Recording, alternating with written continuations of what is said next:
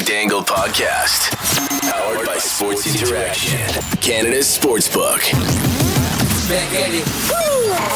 SDPP. The Steve Dangle Podcast. With your hosts, Steve Dangle, Adam Wilde, and Jesse Blake. Let's go! I'll never recover. Ever? Ever. From what? From finding out preseason on another podcast that Jeremy Swayman might have, potentially, could have been, was looked at by, there were rumblings about him becoming a Toronto Maple Leaf in the 4th round. It made me very sad. What? And also, I didn't care. Jeremy Swayman could have lot. been a Leafs draft pick. He thought they were going to pick him. The Leafs went with Ian Scott, who, at the time, was he not WHL goalie of the year?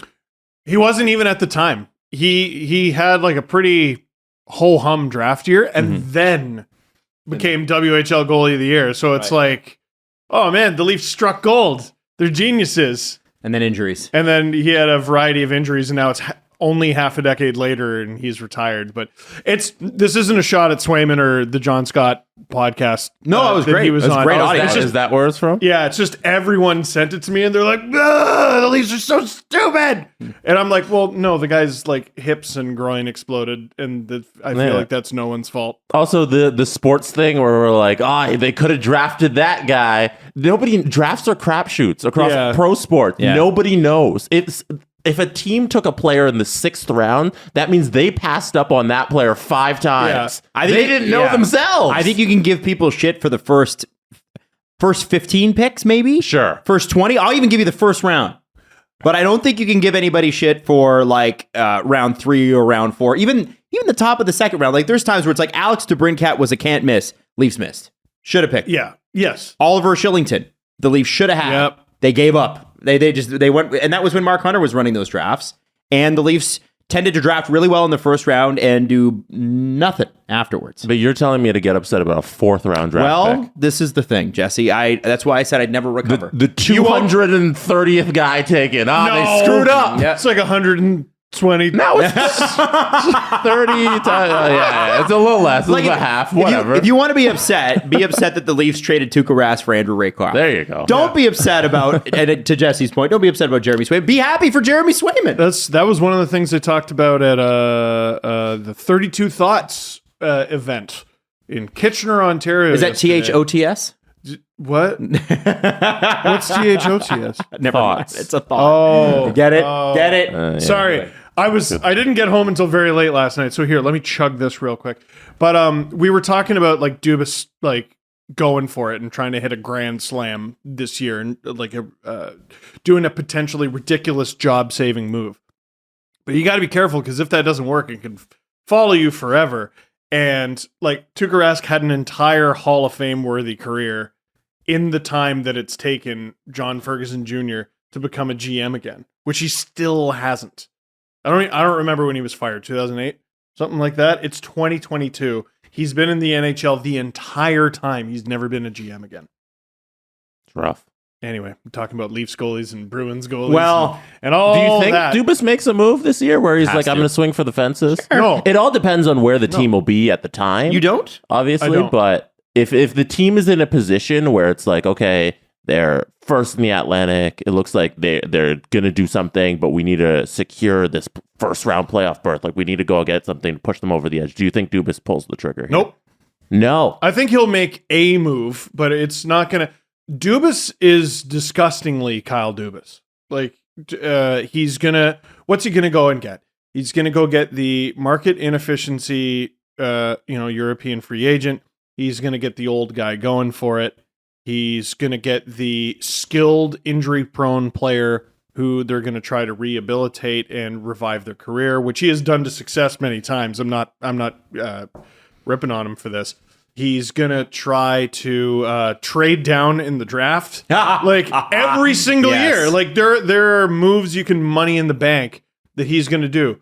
We should set something up on Sports Interaction. It's like, will Dubas Trade down in the draft. trade down in the draft? Yeah, what like Take the yes. Yeah, guaranteed odds. Thanks. Like easiest money I've ever won.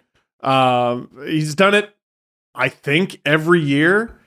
except maybe the year that they had 3 picks in what was that, 2 years ago? The big barn burner deal. He's made some big deals, but like the earth-shattering ones, they're just not there. Do you count Nick Foligno and the first round pick that went out for him as a big deal? Yeah, look how great that went. Yeah, but first round picks are a big deal, and he went for it, and we all saw in the Amazon documentary him and Shanny debating over that, and him actually pulling the trigger. Like, do you expect something like that again, or does he even hold off again like last year where he doesn't even send the first round pick anywhere? You think the Leafs are going to let a guy not sign beyond this year trade a first and 2/4 for a third line vet?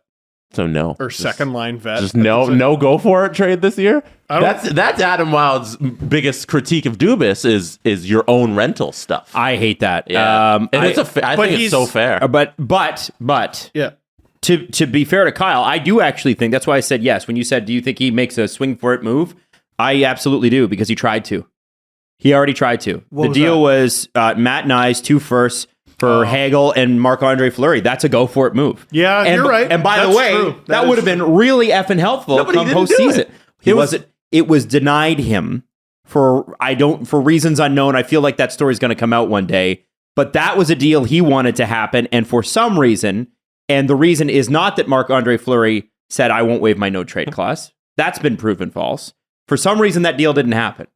And then Brandon Hagel proceeded to terrorize the Leafs on the Lightning.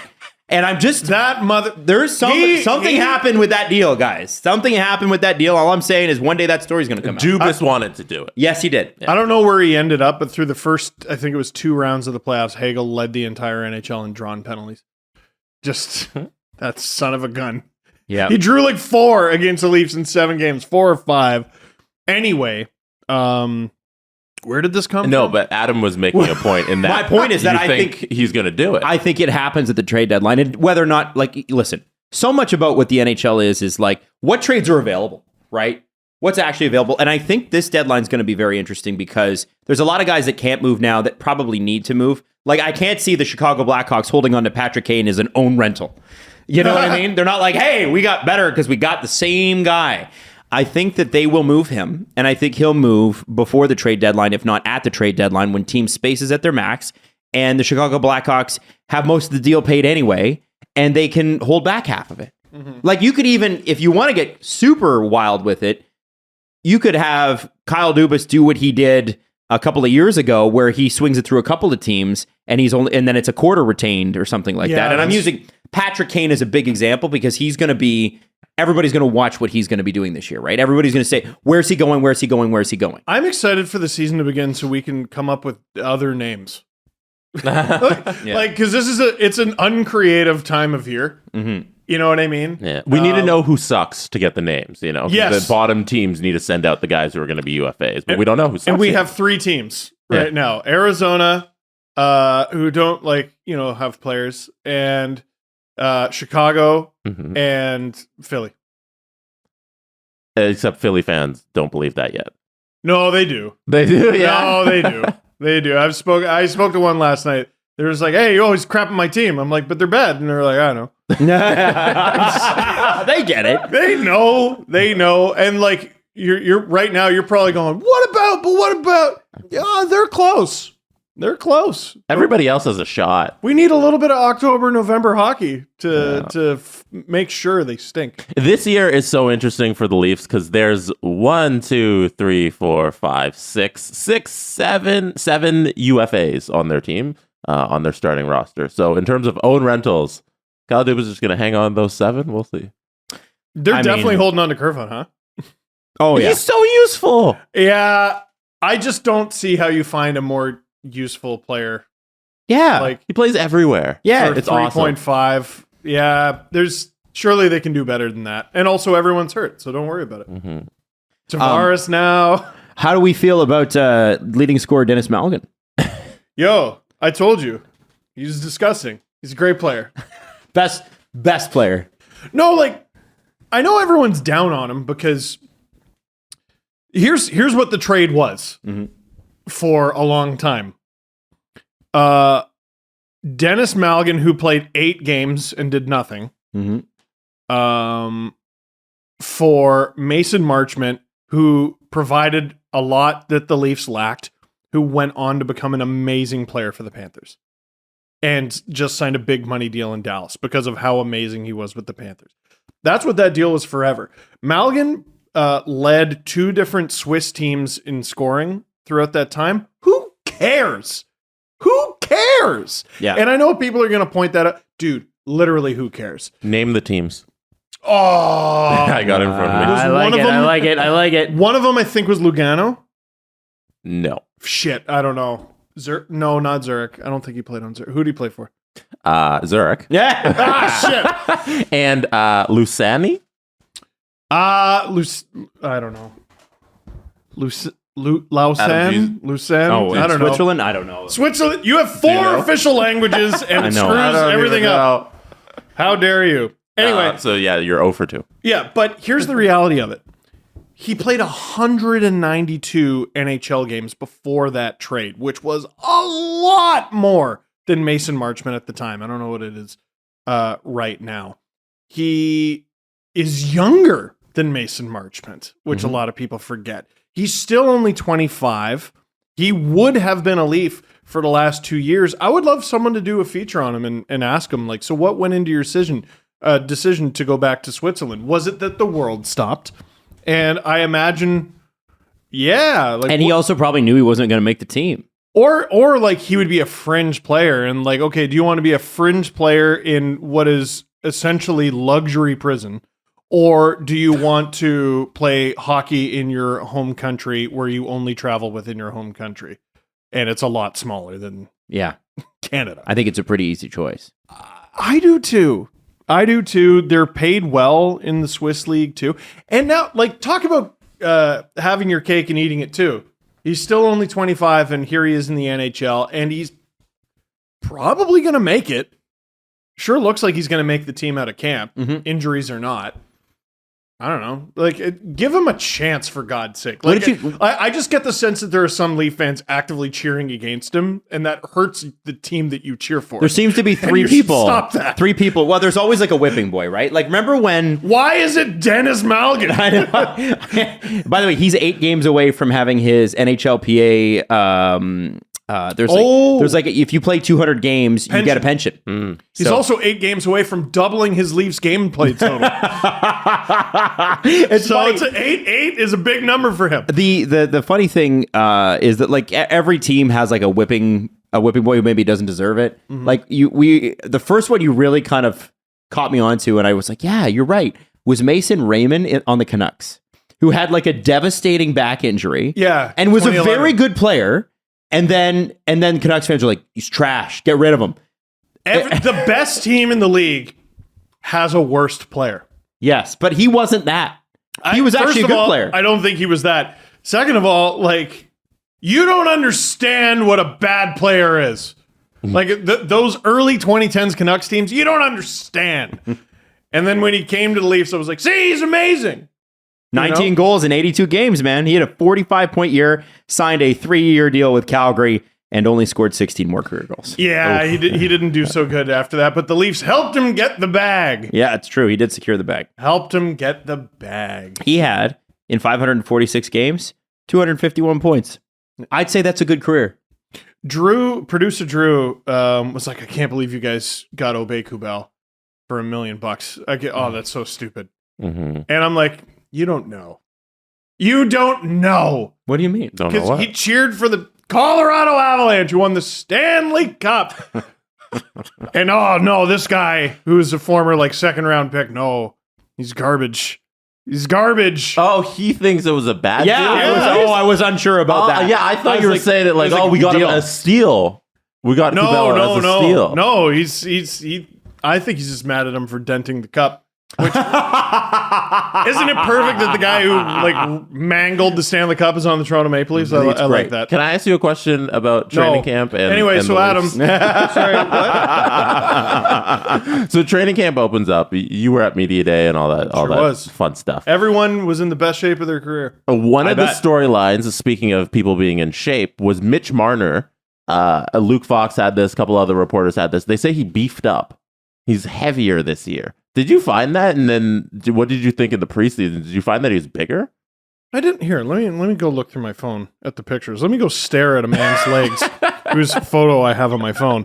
Hello, William Nylander. Hello, John Tavares, who is also Quadzilla. I mean, you know what? Marner's got huge freaking legs, man. Yeah, I could see that he beefed up a little bit. 9 pounds of muscle over the offseason. That's what the report was? it. 9 pounds. Wow. I believe that. On a frame where, like, okay.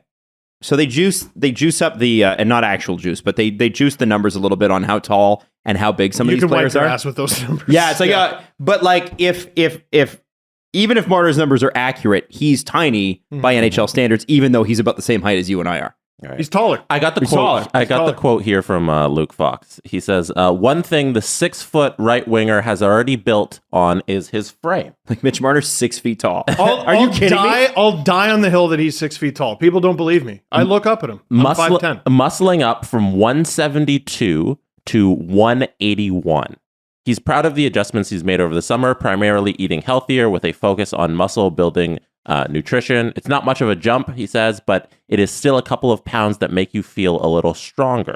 Dude, that's a huge jump. That's 5% of your body weight. Roughly. Here, I'm gonna. That's an enormous jump, man. And you know, I mean, obviously it's preseason, so how can you really tell?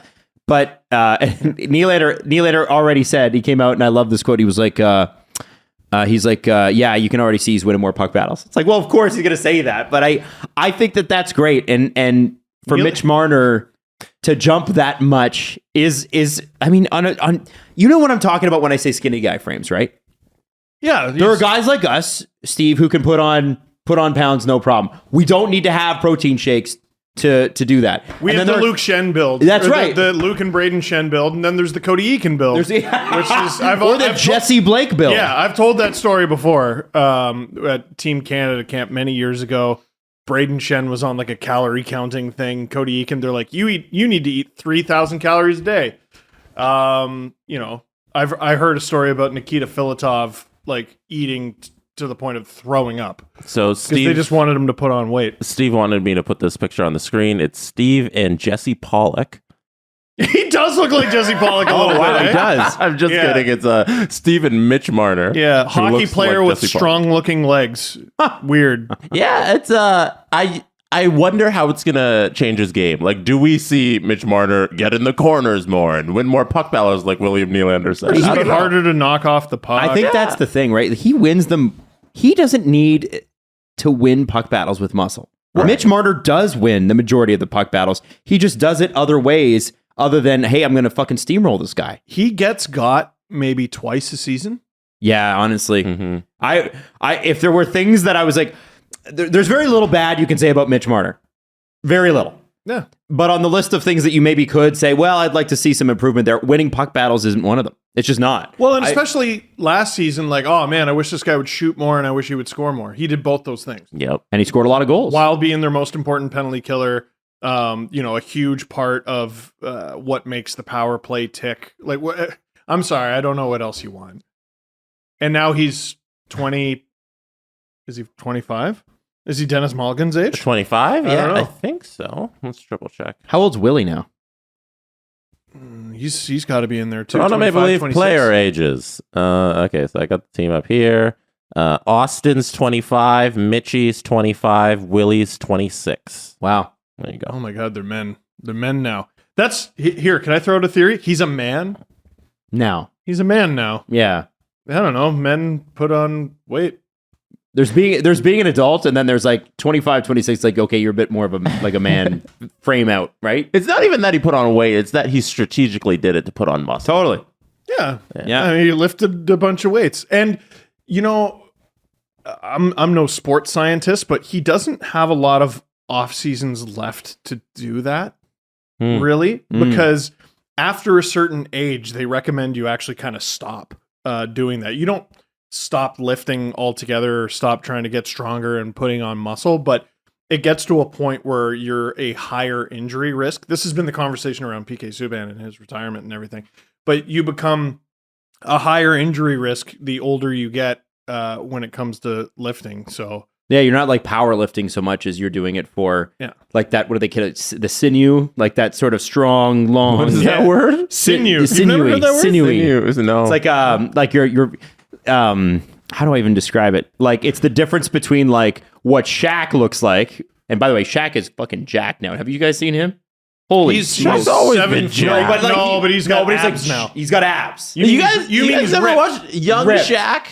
When young Shaq in the NBA, Lakers Shaq was not Lakers ripped. Shaq was fucking Kobe got mad at him for a reason. He was not. You see some pictures, you're like, man, if you were not that big, like he was physically imposing, it didn't matter. That line where Kobe says, "We would have won 8 more championships if you had the work ethic that I had," or whatever that was. Oh. But like Orlando Magic Shaq, Oh my god, like yeah, that absolutely. dude was a slender man. He in was. comparison. But again, hit 25, things change, right? And I think in Shaq's case, he's just so gigantic it doesn't matter. But what I was going to say is like the sinewy thing is like I'm referring to the Shaq photo because I saw it recently, but also someone I've seen a lot recently shirtless against my will has been Adam Levine. And that guy is like the sinewy kind of thing. You know what I mean? He's like he's not jacked, but he's in good shape. I think it'd be much easier to say some guys are naturally big and some guys are naturally not. I don't think you did a good job explaining that. Yeah. What do you mean? You just compared Shaq to Adam Levine. Well, there's a difference, isn't there? I mean, I didn't say they were the same. Yeah, I said they were completely different. that's true. I think I did a perfect job. So you just contrasted Shaq Yes. and Adam Levine. Absolutely. All right, I like this game. Thank you. Tweet us if you didn't understand anything that Adam All just I'm saying said. is that he's muscular, but not necessily jacked up. Let us know. Anyway. That SDBN Sports, No. if Adam said nonsense. Tell me how right I was. Listen, it's exciting times for the Leafs. It was kind of fun to watch it back to back on a Saturday night. And what was crazy is that I think for both games the announced crowds were over 15,000 That's so big. for preseason. Unbelievable. So they had like 30,000 people went and saw the Leafs on Saturday on split squads. Preseason crowds are different than regular season crowds. Well, because they're actual fans. Because they're affordable seats. And Mike Stevens saw a guy with a Michael Hutchinson jersey. I did see that. And I he saw asked that. him about it. Did you see the follow-up? It was game worn. He was a game-worn Michael Hutchinson jersey. That's awesome. I love that. I love that. Leaf fan, man, no one's like Leaf fans. No one in the entire world. I'm trying to think of like a comparable. Are there any Vegas fans with a game-worn Oscar Dance jersey? I'm sure there they're wearing. Like that's kind of the comparable. Who was the Russian guy that they brought over that they never played and they were like, get out of here? Vadim Chipachov. Yeah, they're like, hey, thanks, come on over. No, get the hell out. You know, weird. So I was doing the Prospect Pyramid video, which is up now, and actually, I'd like to talk about it if we have time. Hell But- no. Okay, fine. Of course. You know Then we who gotta I get to forgot David. about and was reminded about? Kirill Semyonov. Oh yeah. Yeah, that guy was a Leaf for a hot minute. He played 9 games with the Marlies, 9 points, and then he went, I think I'd rather go to Russia. And then he did. There you go. Never seen him again. Let's get into, as Jesse said, you can bet that 19 plus. Please play responsibly. Let's go. Sports Interaction, Canada's Sportbook presents You Can Bet That with David Bastel. Must be 19 plus. Please play responsibly. Ontario only. And back from Winnipeg with their spotty Wi-Fi, it's Dave. Hey guys, how's it going? Wow, it's Spotty, real. you're being complimentary right now. Gee whiz, what a headache. We couldn't get you on last week because the Wi-Fi was bad in Winnipeg. Who knew? Yeah, Me, Well, I know. I've never heard that story. Never. Was it at least a good trip? Did you have fun? Yeah, really good time. As you guys know, my brother is now married, and we had a good time visiting family and friends and all that kind of good stuff. Even got a chance to see Jets training camp, so that was kind of cool too. That is cool. Now, we've got odds on the winner of the Atlantic Division this year. Yes. Surprisingly, the Leafs are the betting favorite. Yeah, that's what I was going to ask you guys. I kind of picked this out today just because, you know what, we do talk about the Maple Leafs quite a bit. I'm just wondering, do you feel they are the favorites in what is arguably the best division in hockey? I said months ago I could easily see them winning the President's Trophy, which Okay. would involve them winning the division. Yes. It does nothing come April. But This is true. No, I could see it. Like Tampa, we all know they don't go full tilt until the playoffs start. Mhm. the Panthers might. I'm worried. I'm afraid to say it, but they might take a step back from at very least being the best regular season team in the league. And then after that, it's like, who's really going to challenge for the division? Could Boston? Because Boston's at an 11.01. So if you take that bet, that's a pretty solid return. They could do it with Krejci back, Bergeron back. Like it's the last ride. If you're a Bruins fan, absolutely. Just because of that last ride vibe to it. But I actually, the Leafs being the betting favorite isn't that nuts. Okay. Yeah. Jesse, what would you take? I don't know. Where's Ottawa sitting there? Ottawa they got is- high hopes in Ottawa. They're at a 27.51. They're high. They're high. Somebody turn off that mic. Oh, sorry. Ottawa? All I hear Are about they is on there? Yeah, they are. Of course, they're all are. on there. Holy! Montreal's Are at they a on there? 137. All I hear about in Ottawa is how great their forward group is, and go out there, That's prove true. it, win a division. Okay. Hey, you know what? They were the busiest team as far as bringing in talent in the division, right? I mean, Florida made a couple big trades, but I mean, the amount of players the Ottawa Senators have brought in, including another goaltender, right? Maybe bounce back Thomas Chabot. Maybe they're a playoff team. Never know. We talked about this a little bit while you were gone last week, Dave, because we loved it so much. Phil Kessel, we had a huge debate. Yes. Over or under 16 and a half goals. Yes. So where did it land with you guys? What was the deciding margin here? I said over because it's more fun. I said Okay. over because I believe in Phil. Yeah, and I'm going to side on the over. You're going to be on the over. Yeah, I saw in preseason Phil Kessel playing with Jack Eichel, and it was an assist. It wasn't a goal, but he passed it over to Eichel. Eichel had a great shot, and if those two are teaming up, I can see Phil getting 20 goals this year.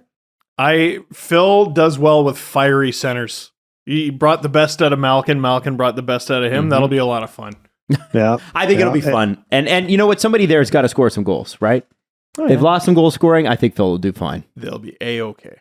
And he's playing top 6 minutes, right? And he's going to see the power play as well. He still has the legs. I know he's 35 in a couple of weeks, but you're right. If he's matched up properly, and you know what? He also has his habit of, playing every single game. Yeah. So, right? Yeah. So, You're about to say he's not exactly injury prone. That's exactly. no. So Exactly. Well, thanks, Dave, so much. It's nice to have you back from Winnipeg, my friend.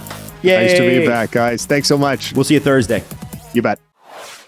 It's the last week of September, and we are squarely into fresh ball fall. And I just want to know how you guys are doing down under. Are you clean? Fresh bottom on him? I mean, I guess if There's you want potential. it to be. Listen, the Lawnmower 4.0 can take care of it. It's the body trimmer and weed whacker nose and air hair trimmer that all comes together in this package that you would get. They have the advanced skin safe technology. It will protect you and your delicate parts against nips and that sort of thing. So you can do fresh bottom autumn and fresh ball fall, and you don't have to worry. Fresh bottom autumn. That's pretty good. I thought it was quite we good. should tell Manscaped we got something. Yeah. Why?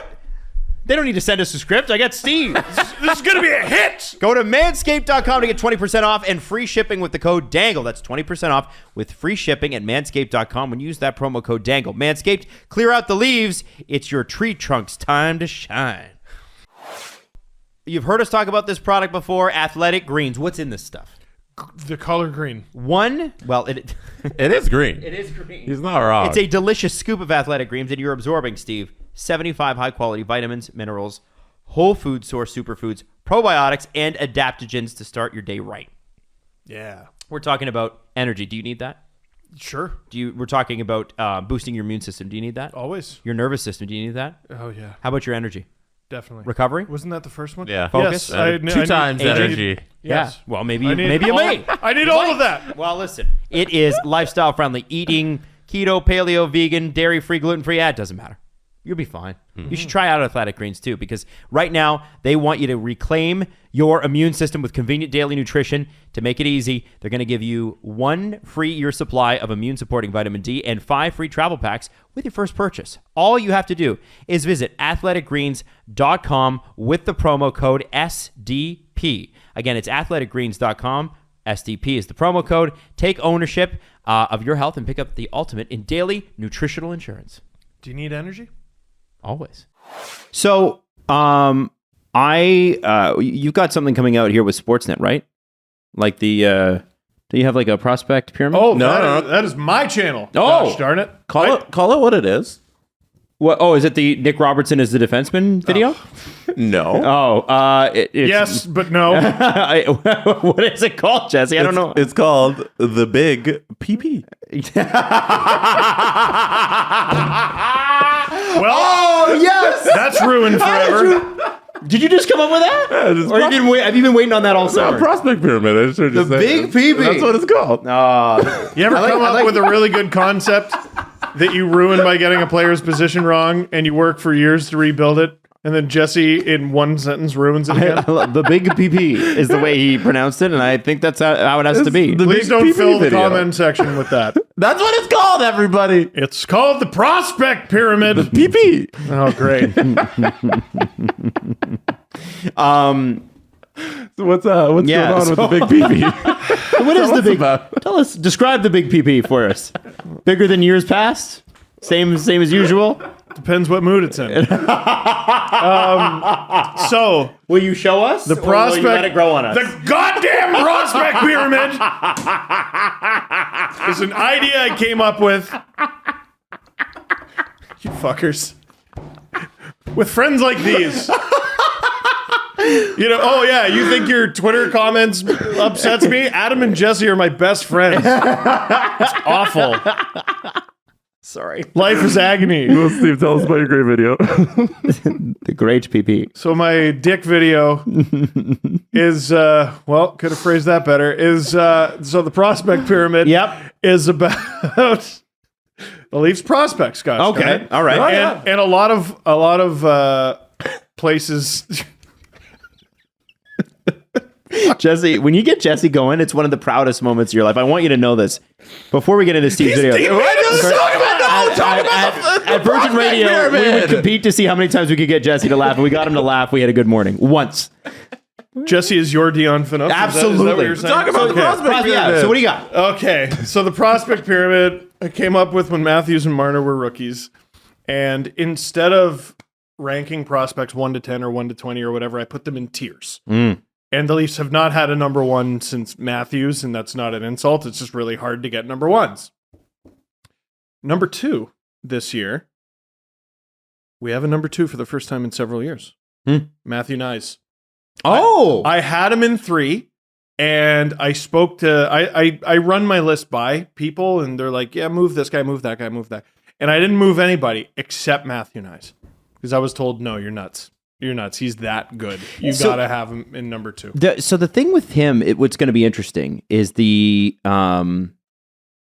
fact that the Leafs are probably going to be able to access him for the playoffs if they want to. It sounds like it. And like They almost did last year. I'm cheering for his success, and I want him to be as successful as possible, but also the quicker University of Minnesota loses, the faster he can join the team. Yeah. But no, I want him to win the whatever it is. You want the experience of winning. Yep. I want him to win that. But I also wanted to say about the prospect pyramid, I really hope you watch it, because not just because it was really hard to do and it was 39 minutes long, and it's the first one I didn't edit myself. Producer Drew did it, and Drew, I'm so sorry. And I'm sorry for a couple reasons. One, that he had to do graphics for a 39-minute video, and 2, that he uploaded it first thing this morning, and then after it had about 1,000 views, he had to take it down and upload it again because he talked about one of the Leafs' top prospects, Mick Abruzzese, who You said Mick Abruzzese? I didn't, he did on the graphic. Oh, yeah, no. And I didn't tell him to delete it. I was like, dude, just live with it. I've lived with far worse. The Nick Robertson is a defenseman video is still up. And he's like, no, you got to take it down. So please go watch it. Yeah. Make sure you point it out, though. No. Make sure you point out that you know. Just say, hey, the graphics on the big PP video are slick. Something like that. Or whenever he comes out with one of his hot takes on Twitter, you can just come back and be like, how's Mick Abruzzese doing? Where did you put him, by the way? 4. 4. Now, that's not an insult. 4 is... The comparison I always have is I had Zach Hyman as a 4 in the first year, and I don't regret it. Like it wasn't a mistake. That's a player who's growing. Right? So it's a player who it's not for certain they're going to make the NHL. It's not for certain they're going to play 200 games in the NHL. It's not for certain they're going to have the highest ceiling in the NHL. And I know the way Zach Hyman's career has gone, that seems really stupid.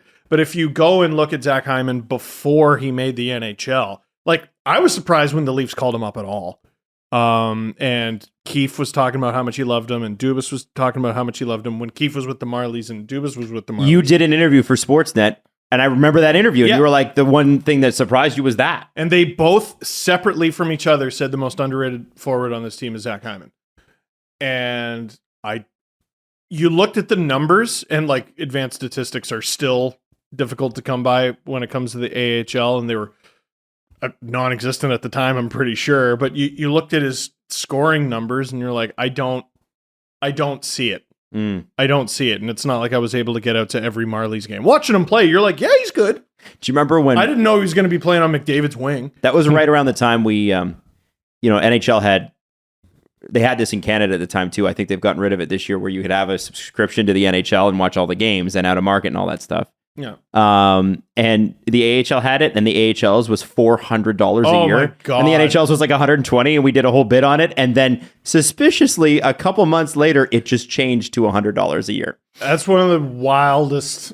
That was weird. Wildest. If you're sick and deranged if you paid that $400, unless you it was are for a work, sick puppy. like a write-off. You should with every, if you bought that package, you should get season seats to whatever team is closest to you. Yeah, it should come with season seats. Yes. And some free food, I think. Yeah, you don't have to pay for nothing. Anyway. Because seats are like $20 a pop, right? It's not crazy. Something like that. 20, 30. Yeah. Anyway, the big PP video has Nick Eberzazy in tier 4 because for him, I would say his ceiling is a little higher, but his odds of really sticking and playing a lot are lower. What do you define as a prospect? And I'm sure you get into this in the video, but like people are going to say, where would you put Nick Robertson? Is he in the pyramid? Yeah, no, he's a prospect for sure. I think the most games he's ever played in a season is 10 last year. Sandin who has played 80 career games. Yeah, he's not a prospect. Joey Anderson, who has played, I think it's over 100 games or whatever, from his time with the Devils and a little bit with the Leafs. He's not a prospect. You know who I put in the pyramid, and I don't really think I should have, is Eric Shelgren, who is 26. He's older than Ilya Samsonov. Wow. Right? But yeah, I think you can be a prospect because you're not an established NHLer. No. I think there's an age, like if you're 30. There has to be an age and games played limit. Okay, but Right. like as a prospective NHLer, that would be the definition. And you would call Shalgren that, would you not? Yes. Yeah, and goalies also age differently. Okay. Mhm. Okay. Goalies age differently. And there was a little bit of goalie drama. Where's Shalgren on the pyramid? Is he the highest goalie? Every goalie is tier 4. Okay. Every goalie Wow. is tier 4. I put them all in the same cluster. Okay. But last year, Artur Akhtimov, who's he's a Leafs goalie prospect who I'm optimistic for. He played in the VHL, which is like the KHL's AHL. Mhm. Then there's Vyacheslav Peksa, who's another Russian goaltender the Leafs have. He played in the MHL. Never heard of him. He's like a 6th round pick or Oh, wow. something from the bubble year, probably. No, you know why you didn't hear about him? Because he was drafted at like 11 at night because that friggin' draft went forever. He was with the MHL, and he had a fantastic season in the MHL, which is basically like juniors. So it's like under quote unquote the VHL. So he's the starting goalie for his team. Akhtimov, when his VHL season is done, gets sent down to the MHL team and was not good in the playoffs at all. Oh. So Peksa played the games and he was lights out. Hmm. But now I'm happy to say both of their seasons have begun. Akhtimov back in the VHL, Peksa back in the MHL, and they are both kicking absolute ass. It sounds like it should have been the other way, though. If the guy who goes down and he sucks. Yeah, but like, I mean, it doesn't always work that way. You come down a level, shots are coming at you at different speed, different defensive structures.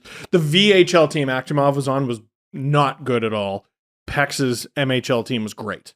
So I don't know. I could see how a goalie would get screwed up by that. But the point is they're both doing amazingly now. Yeah. And I talk about that on the Big PP video. That you should check out on my YouTube channel, the Big PP. So I want to bring up this that's making the rounds on Twitter, because like there is some NHL stuff, but really it's like I think a lot of it is there was that initial explosion of camp started and that was great, and then we had a few games this weekend and then it sort of trailed off. Now it's guess who's hurt. Guess who's hurt and line combinations, right? Oh, I want to spend an hour on the Rangers keeping the kid line together. Do you think they actually will? Yeah, fuck yeah. Who is it again? No way. It's right. Lafreniere. I'm gonna I thought he was with Panarin. bring it up. We don't have to do this. I mean, It sounds like you really want to. I just feel like it's a little early, but okay. We'll keep an eye on it. September 27th is not early. No, go ahead. Well- what else we got? Well, I was going to talk. We could mention the fact that they're also considering Mangiapane and Kadri on the same line, which God. hell in a cell. Like that Yeah. would suck. That's going to suck for everybody. And I was blown away actually. I keep thinking about, what are the Oilers going to do? What are the Oilers going to do? Because it's kind of fun to see the Battle of Alberta rivalry, right? What are the Flames going to do? What are the Oilers going to do? They're only playing each other 3 times this year? Yeah, why? I don't know. I saw that. Elliot was talking about it. I was like, what? Really? And I guess a lot of the division matchups are much, much less this year, which is odd. I don't know what that is. I don't either. I didn't understand that. I don't know why that it's the case, but it seems to be the way they've scheduled it. I thought division matchups were all That was the NHL's 4 thing. each. I wonder, does it have anything to do with the Kraken adding more teams to the Pacific? I don't know. Would it really? Because they used to play 6 games this season against each other. Yeah, that was too many. You think so? 4 I think was the sweet Good and spot. clean? Yeah, that was good. Okay. I always feel like if teams are going to play each other twice, it should be somewhat close together. Because I remember when the Leafs and the Canucks played each other in like 2018 or 2019, and they hated each other, and then it was like, all right, you're not going to meet again until March, and it was October, and it's Jets dead by last then. year too. Yeah, you Yeah. got to have some fight, right? I did want to bring this up though, and I think this is the most important news that we need to get to. Gambling.com. They have researchers, and they took a popular beauty measurement app called Golden Ratio Face. And by the way they measure beauty in mathematics is that it's symmetry, right? It's sort of like Heard of that's the the golden general rule, but it's obviously not perfect. They right? used my face for a number of years. So they wanted to help determine which NHL coaches are aging like fine wines and which one are whose hard knock hockey careers have taken their toll. Can So- I ask a question? Yeah, Why? I don't know. Yeah, why But would I they just thought- want this Why information? do they need to know that? I don't know, but I just thought that you guys would want to guess who the top 3 best looking coaches according to an app are. Because it's preseason content, guys. Who do you think the top 3 hottest coaches in the NHL are? Give us your top 3. For the eyes alone, I think David Quinn. Ooh, interesting. What a rocket.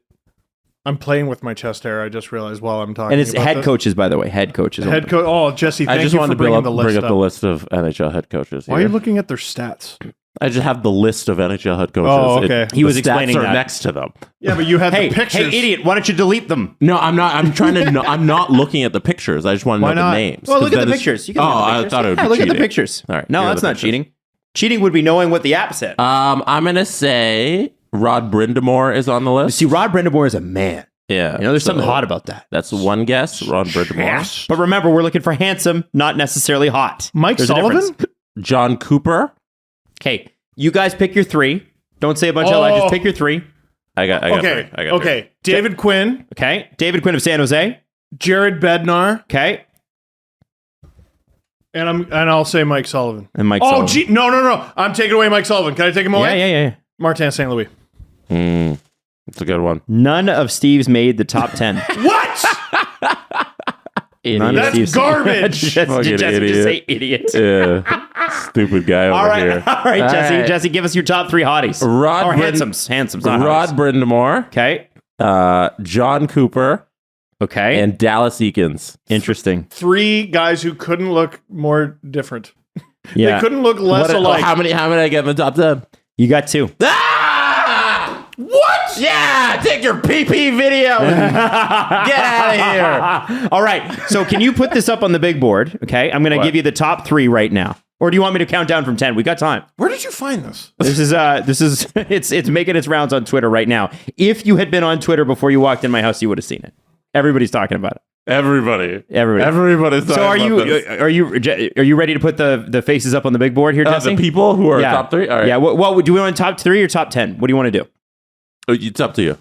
Okay, we'll count it down from 10. What did they rank them 1 to 32 like South Park? Yeah, they did. They gave him a score out of 10. That's awful. It's the app. It's not, and it's just, it's about handsome. It's about something so justification stupid. Go It's ahead, give me stupid. 10. Tied at 10. Dean Evison of the Minnesota Wild. Bring him up. I have no idea what he looks like. Oh, okay. I didn't either. There he is. Okay, Dean Evison, Minnesota Wild. That's a horrible picture that you brought up, Jesse. It's the one on Wikipedia. What about the mustache on the guy behind him? That guy's way more handsome. Look at that.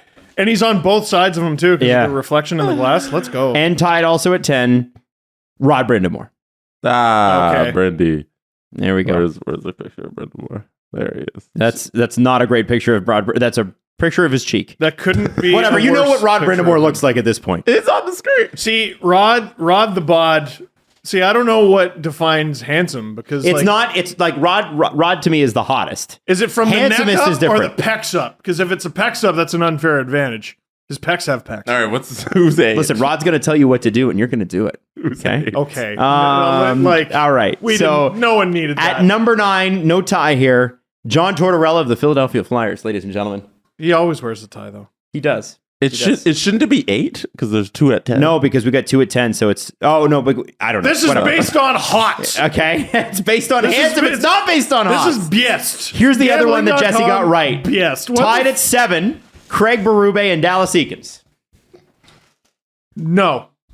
No, what do you mean no? We have to look at Dallas Eakins. They're wrong. Both former NHL players. There's Craig Berube right This there. isn't how lists work. Yeah, this is Adam. This might be bad. No, it's not biased. Keep going. Dallas Eakins. Do I get to give you shit for bringing this bit to the show for 7 years? It's making its way. Oh yeah, I think Dallas Eakins is really handsome. This is great. Okay, that flow is unreal. It's a great flow. Yeah, but he's 7. Okay, well, And you said there's 2 7s? there's 2 7s, Berube and Eakins. Are we He also going to looks- 5? We're going to 6, and we're going to 5. Yeah, we're going to 6. What's the name of the cop from Broadchurch? Rick, That's what he looks Rick Bonus of the Winnipeg Jets. Rick Bonus is number 6 with an What the 8.6 fuck? out of 10. I love how upset this There's is no making you guys. picture of Rick Bonus. They don't So have hot they couldn't even picture don't him. have Adam, this is catastrophic. We're going the this whole is way, boys. awful. Going the whole way. Well, so I suppose we are now. Yeah. Oh, You know yeah, what? this There's Rick. guy. I There want he you to is. stop this list at 2. No. You should. No, because number 1 is worth it. Trust me. So there's Rick Bonus. This guy, Rick Bonus, is the, what, you said 7 hottest? 6th hottest. Sixth hottest? Handsomest. It's not hot. It's handsome. It's different. No. Hot is different than handsome, and we know that. 6th hottest NHL head coach. Yeah? Yeah. We. You know, when someone says you're a handsome fella versus you're Handsomest. hot, it's different. It's a different conversation. If at the end of all this, Sheldon Keefe is in number 1, I'm going to kick your ass. Okay. Number 5. The guy Rick Bonus replaced. It's Paul Maurice, former Leafs coach. You know Well, what? he's not coaching. Yes, he is. He's coaching He's the Flyers. Panthers. Or Panthers, I mean. Flyers. Oh, right. Yeah. Yes. You know what? He's It's like, I don't want to coach anymore. Okay, I'll do the Panthers. does the voice get factored into it? Yeah. You know, I think... I forgot He's got the just woke up voice. yeah. that he's coaching the Panthers. Isn't that nuts? Oh, Yeah, they had a guy literally who was the all-star coach, head coach, and didn't get to retain the job because of the second round. Andrew Brunette. It's great. Yeah, Andrew Burnett.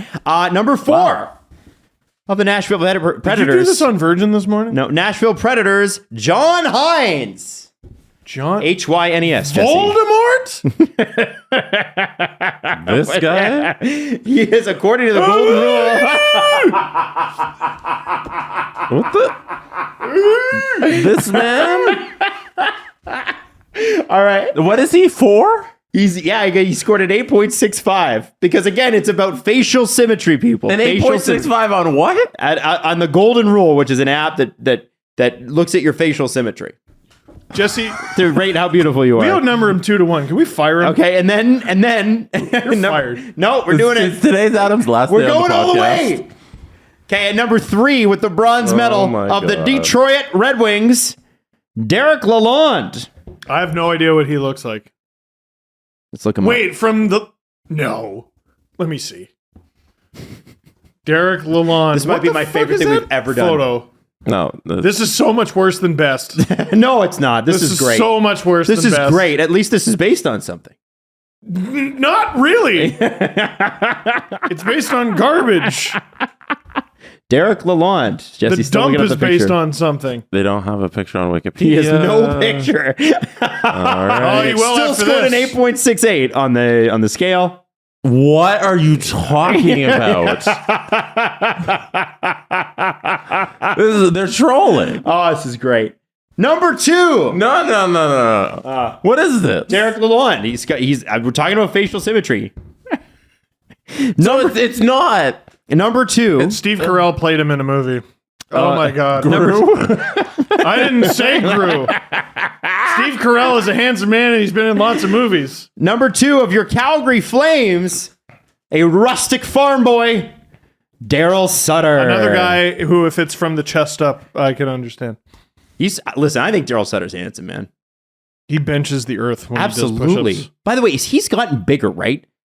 Like, is it the shirt thing where, like, that shirt that he's wearing that looks like it's almost ripped anyway? Like, he doesn't look like that anymore. He's jacked now. It'd be hilarious if he was like a low-key prankster. Today I'm going to wear the muscle suit. We're going to see if anyone notices. That'd be amazing. I'm going to wear a bigger and bigger one until people say something. I would have much rather talked about the Rangers. All right, and the last one. I wanted to talk about the Rangers. The last one. I wish you did. I wish. Alberta, never say that we don't talk about you enough because from your Edmonton Oilers, Jay Woodcroft. You didn't say Sean Keefe. I'm going to kick your ass. Jay Woodcroft, everybody. There he is. I think he's a handsome fella. I think you're a piece of shit. You don't like this? What's wrong? I hate this bit. I don't know. I don't know if this landed, Adam. I'm telling you, man. I wish- I'm telling you, it's what people are. It's what the kids are talking about. I wish we never met. I wish I never knew you. I wish I could Jay switch high schools. Woodcroft. Jay Woodcroft, handsomest coach in the NHL. See what the fuck is that picture? Now you know. Yeah, that's not fair to Jay Woodcroft. No, you need to do the Jay Woodcroft with his pose, like that side pose that he has, where he puts his hand on the hip. I want everybody to sit through That's this. not fair to Jay. This is what Adam made us do. It's not fair to Jay. Sorry, Jay. I'm positive I've already told this story, but I'm going to tell it anyway. I saw Jay Woodcroft. Oh, yeah. We all saw Jay Woodcroft at a bar in Montreal for the draft, and he was standing at a pool table, and he was doing the pose at the pool table, and I was just like, ah! What's the pose? It's the meme doing the... Here, it's like... Have you never seen the Jay Woodcroft pose? You ever seen that? He pops that hip, man. Yeah, he pops the shit out of Yeah. it. Do it again. I didn't see it. Yeah, like when you see it, Jam? temperature from Sean Paul plays, like that. But Yo, I was listening to that last night because Great it was song. hard to stay awake. It's a great song. It is a great song. Dusty Rock. So now you guys know. Now you guys know. Didn't want to know. I want to go home. Okay. I don't want to continue the show. Okay. All right. I hate my life. Okay. I mean, that seems a bit extreme. No. Let's do the press conference. And now a word from our sponsor, BetterHelp. We think it's important to talk about mental health. Steve, you've talked about this before openly. And, therapy is something you've done. Not to put you on the spot, but I'm going to put you on the spot. Would you say it's helped? Oh, absolutely. Absolutely. It's helped me figure out the inner workings of my head and handle life better. And isn't that what it's all about, right? Problem solving.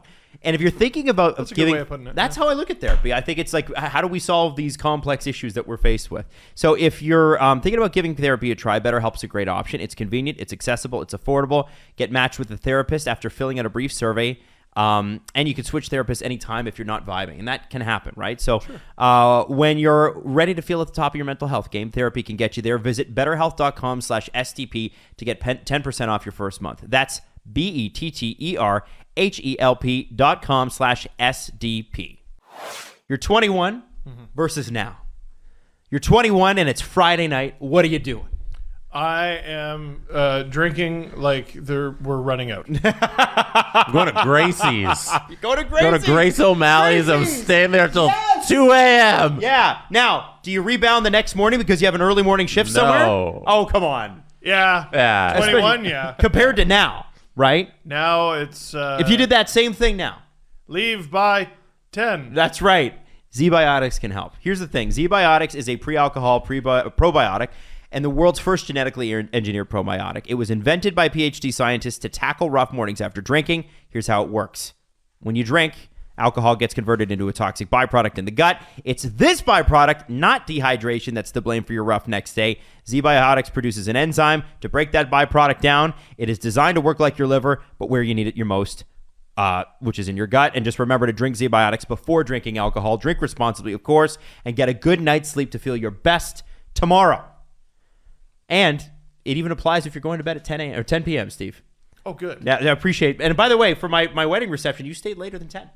I sure did. It was really nice. What a good friend. Give Z-Biotics a try for yourself. Go to zbiotics.com/STP to get 15% off your first order and use that code STP at checkout. Z-Biotics is backed by a 100% money-back guarantee, so if you're unsatisfied for any reason, they will refund your money. No questions asked. The NHL season starts next week. What? You want to bet? No, I believe you. You should do it at sportsinteraction.com. Oh, It's Canada's sports book. Football's back. Baseball playoffs coming up. Hockey season literally next week. You can bet pregame. You can bet live and play like Jesse did when we were at Game 7 for the Leafs, the last time the Leafs played hockey.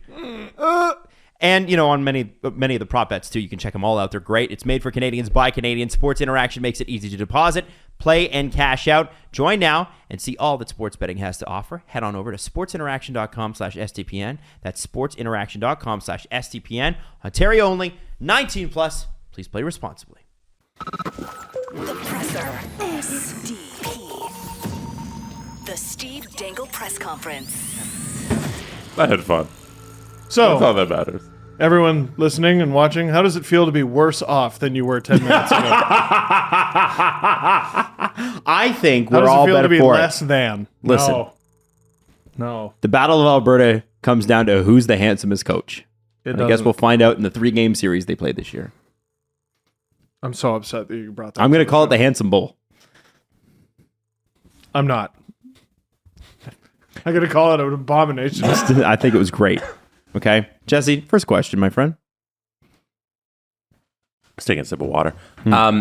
For an explanation on why they only play 3 games versus each other, the NHL schedule is formatted as such.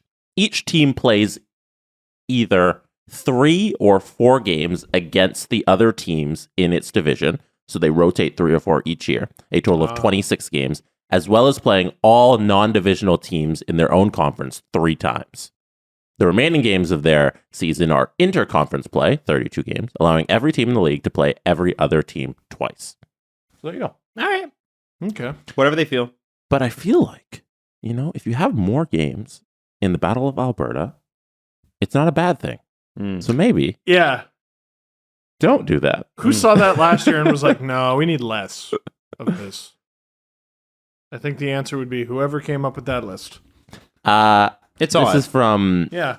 It's odd. BG Giroux. During a fantasy draft, I ended up looking at Minnesota's cap friendly and noticed the dead cap dropped significantly after 24-25. Do you think Guerin has a plan to capitalize on the massive increase in cap space that summer? Yes. So listening to, I believe it's Alain Waugh on 32 Thoughts, he was talking about his prediction, because there are a number of different predictions out there, is that it'll go up by about 1 million next offseason, and then it'll go up by a bigger number the following offseason. In 24? And another big number the season after that. I keep hearing 25 is going to be 10 million. Right. So that would align with what he said. The Minnesota Wild, that summer is shaping up to be absolutely bananas. And can you imagine, gaining $10 million? Imagine your team gaining $10 million in cap space, but for your team, it's like 22 because it's the Wild. They're going to lose 15 million just in dead cap. It's crazy. Yeah. And they're not a team that needs to have an internal cap. So I assume when the time comes, you got who is it? Matt Boldy coming into his own. Kirill Kaprizov will still be probably prime at the end of that. Mm-hmm. They have Marco Rossi, Minnesota Wild, buddy. Gonna be making moves. Yeah, that'll be a fun team to watch. Austin, Minnesota Thews. Is that what we're doing? I hope not. But I guess he's going to stay here. I think so too. This is from Caden FT Dub. Can we get Steve's thoughts on the CM Punk drama in AEW? Steve, have you been following this? Because this has been pretty wild. I've been kind of in the news about it, but can you explain what's going on and your thoughts on it? So apparently this guy sucks. So yeah. What, CM Punk? Yeah. And he's been a star a long time, hasn't he? Yes and no. And it's a shame because it seems like he's become all the things he set out not to be, or claimed he wasn't. So what happened was there was an AEW pay-per-view, I think it was a little under a month ago. I watched it with the Justin Fisher, and it was good. And so what happened was he won the AEW world title, and then he got injured. So it fell to John Moxley, formerly known as Dean Ambrose. I don't know if you remember him. I do remember that name. Anyway, CM Punk comes back. He wins the title back off of Ambrose. Then at their post-fight press conference, and I don't know why AEW has these press conferences, CM Punk decides to lay into all these people. Lay into it. And shoot means for realsies instead of work, which means not for realsies. I'm being a wrestler right now. So he was just being an asshole, and I don't know why. An asshole how, though? Like, in what? Was he being a jerk to the other guy, to the reporters? Like these guys don't know how to run a company, and this guy is, he's made an entire career off of my name, and blah, blah, blah. He's just being an arrogant prick. And afterward, 3 guys who I believe are stakeholders in AEW, I don't know exactly how it works, but they're also the trios champions, the inaugural trios champions. So you know how there's tag teams? Yeah. They're trios. And they're huge wrestlers for AEW, the Young Bucks and Kenny Omega. Kenny Omega, the best way I could describe him is like what Sting was for our generation. Mm. So Sting was like the top guy in the other promotion. You know what I mean? Yes, and he was great. Yeah, Kenny Omega's been a star in every promotion except for WWE. And if he went there, he'd be one of their top stars. He's unreal. So Kenny Omega and the Young Bucks go in and confront him. Punk's trainer is in the room, I think, and they all just start brawling. And real fight. And like there's rumors of like someone getting punched in the face and getting a black eye, and I think someone got their hair pulled and someone got bit and someone threw a chair, and all of them were suspended, and none of them have been on TV since. And they were talking about Punk potentially getting like released from the company, but like he's holding the title. Ooh. And they had to strip the inaugural winners of the trios title like the day after they won them, and we still don't have a resolution here. So now there's this huge power vacuum in AEW, but like they had a tournament for the championship, and I want to say John Moxley won it back, and it's all the AEW drama is extremely interesting to follow. Wrestling right now, if you're a lapsed wrestling fan, you need to go get like a crash course in what's going on in both promotions, because this is a great time to pick it back up. All the AEW drama, and there's so much to unpack there, but the product is so good. The in-ring product is so good. And then there's WWE, who Vince McMahon isn't in charge for the first time in literally decades, and it's Triple H basically doing everything the fans want and undoing so many things that Vince McMahon has done over the last couple of years. It had been kind of lagging a little bit. Oh yeah. Well, so what, as I understand it, what basically happened is there was NXT, which is like WWE's farm system, the Triple H ran and it was going great.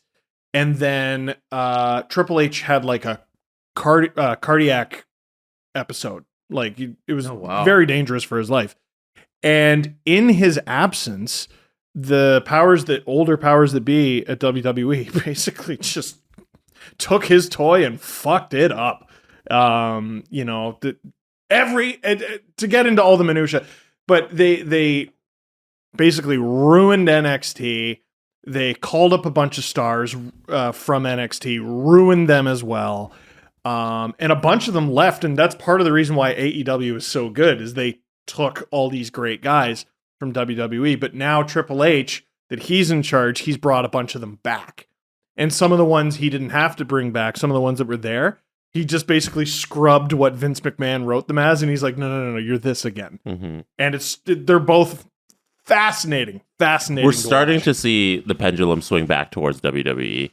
Oh, I don't know about swing back. I think it swung. It's already AEW there. is a little fucked. Yeah. But they're going to be fine and they're going to be self-sufficient, but they're very clearly number 2 without any real hope of being number 1. It's kind of unimaginable from where we were in June. Yes. Early June, where AEW was the place to be, and now all of a sudden, Vince leaves and Triple H is there, and WWE's it again. It was so quick. It's months change, and they're doing everything that all the fans want to see.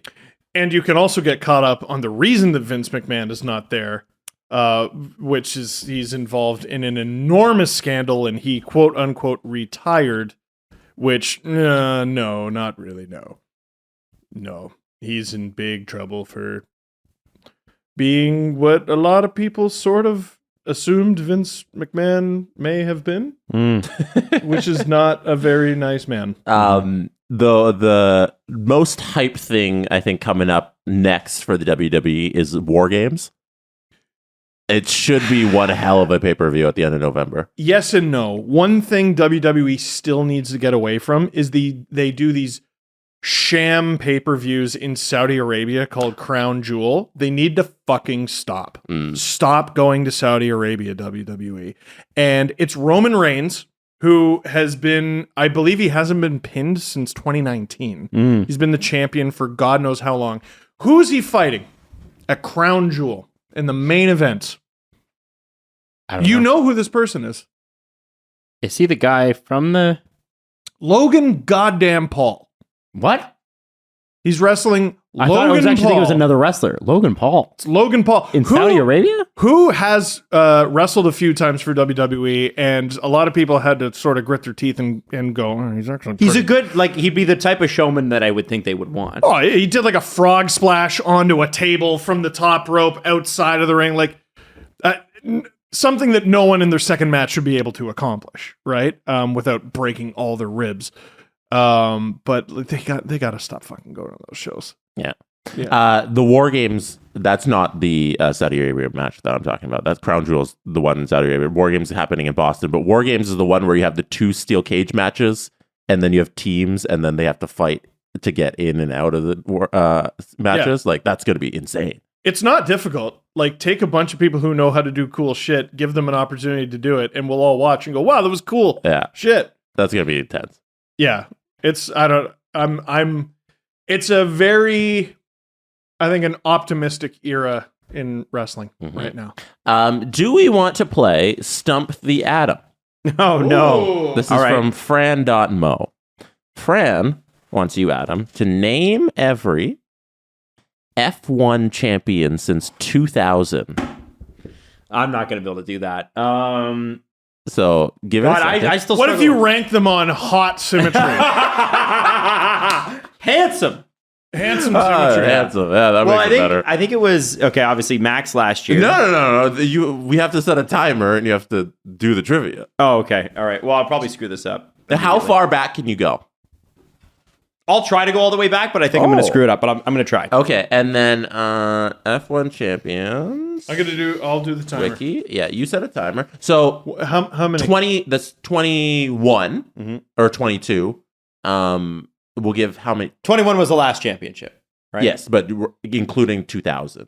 So it'd be Oh, Yeah, we'll go back 21 years. 2 minutes, 3 minutes, so 20 minutes. so that's 20, so 10 seconds each. What's 210 seconds in minutes? Oh man, That's about 60, 3.5. 60 is about 180. 340. Want to do 2:30? Yeah, Is that too much? 2 minutes and 30 seconds. 2 is fine. minutes? Even Maybe 2 minutes is fine. 2 minutes. Because I'm not going to okay. get them all, so it doesn't matter. Just Okay, make it 2 minutes. 2 Here we minutes. go. 2 minutes because I'm fucking it up anyway. 5. 2 minutes Are you on ready? the clock. Let me pull up the champions. No, we're not. All right. Adam Wild. 3, 2, what? Okay, so Max Verstappen last year, Lewis Hamilton the previous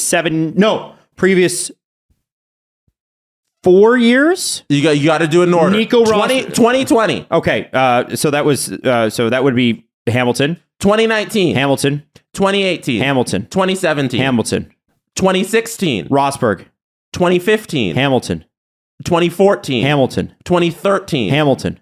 Incorrect. Oh shoot. Is that Alonso? Was the last one? Incorrect. Shit, Hakkinen. No, he was earlier.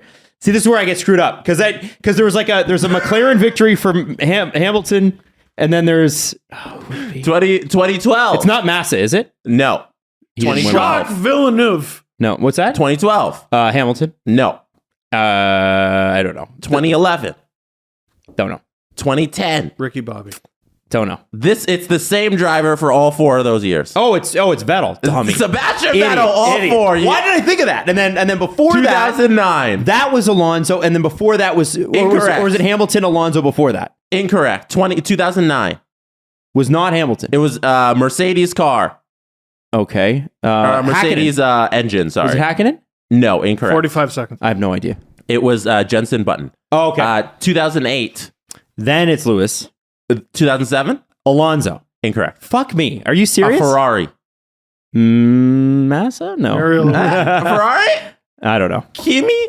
A Raikkonen? Kimi. Oh, this is one. 2006? Yeah. Now it's Alonso. It has to be, right? Yes. Thank you. And 2005. Right. And then before that, 20 back to back. seconds. Yeah. 20 yeah, seconds. back Alonso. to we're at what 2000 what now? 2006 was Alonso. 2005 is. Alonso? Yes. Yeah. 2004 Is I think that's Hakkinen. No. Damn it. We got one driver. You got one Schumacher. driver. It's Michael Schumacher.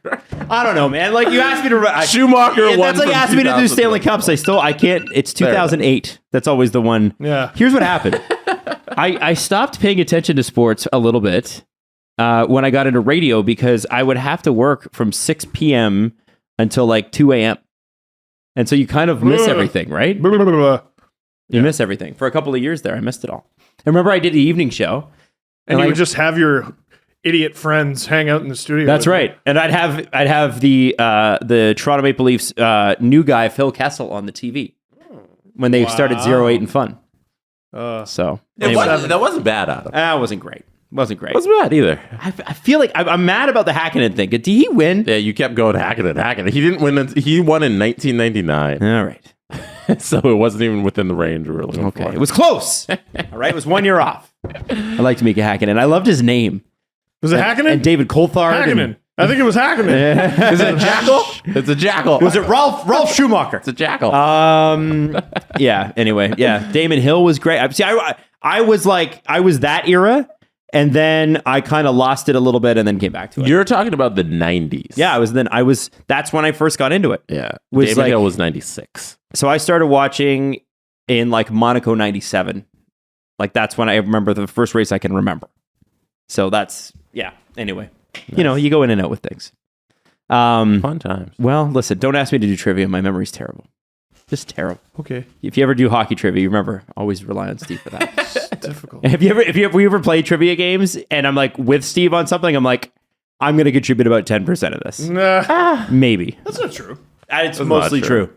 Yeah, I'm terrible at trivia, man. I'm so bad. You're good with 90s Leaf stuff. Mhm. Oh, yeah, I was obsessed. I was part of the Buds Club. Were you ever in that? No. So the Buds Club was the Leafs kids official like club. And you paid like $10 and you got some stickers and a book and like a program or something like that. I wanted stickers in a book. Yeah. Even a little patch that said, I'm a member of Buds Club. I don't know if I probably still have that somewhere. Yeah. I have a Junior Jays flag. Oh, okay. Yeah. No No. Buds Club though. Buds Club.